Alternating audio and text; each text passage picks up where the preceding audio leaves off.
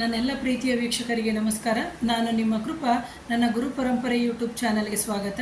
ಯಾರ್ಯಾರು ಹಿರಿಕರಿದ್ದೀರಿ ದಯವಿಟ್ಟು ಅವರಿಗೆ ಈ ವಿಡಿಯೋವನ್ನು ಶೇರ್ ಮಾಡಿ ಅಂತ ಹೇಳ್ತೀನಿ.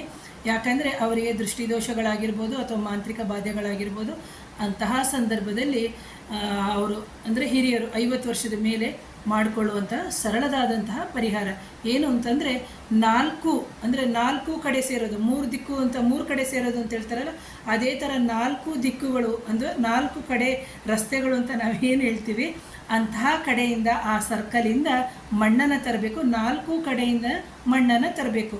ತಂದುಬಿಟ್ಟು ಏನು ಮಾಡಬೇಕು ಅಂತಂದರೆ, ಅದಕ್ಕೆ 7 ಒಣಮೆಣಸಿನ್ಕಾಯಿ, ಹಾಗೆ ಬಿಳಿ ಸಾಸಿವೆ, ಹಾಗೆ ಜೊತೆಗೆ ಉಪ್ಪು, ಇದಿಷ್ಟನ್ನು ಆ ಮಣ್ಣಿನೊಂದಿಗೆ ಮಿಕ್ಸ್ ಮಾಡಬೇಕು. ಚೆನ್ನಾಗಿ ಇಳೆಯನ್ನು ತೆಕ್ಕೋಬೇಕು. ಇಳೆಯನ್ನು ತೆಗೆದ್ಬಿಟ್ಟು ಬೆಂಕಿಗೆ ಹಾಕಬೇಕು. ಬೆಂಕಿ ಹಾಕೋ ವಿಧಾನ ಇವತ್ತಿನ ದಿನದಲ್ಲಿ ಯಾರು ಮಾಡ್ತಿದ್ದೀರಿ, ಮಾಡ್ತಾ ಇಲ್ಲ ನನಗೆ ಗೊತ್ತಿಲ್ಲ. ಯಾಕಂತಂದರೆ ಚರಟೆಯನ್ನು ಇಟ್ಟು ನೀವು ಮನೆಯ ಹೊರಗಡೆ ಮಾಡ್ಕೋಬೋದು, ಇಲ್ಲ ಅಂಡೆ ಒಲೆ ಇದೆ ಅಂತಂದರೆ ಅಂಡೆ ಒಲೆಗೆ ಹಾಕ್ಬೋದು.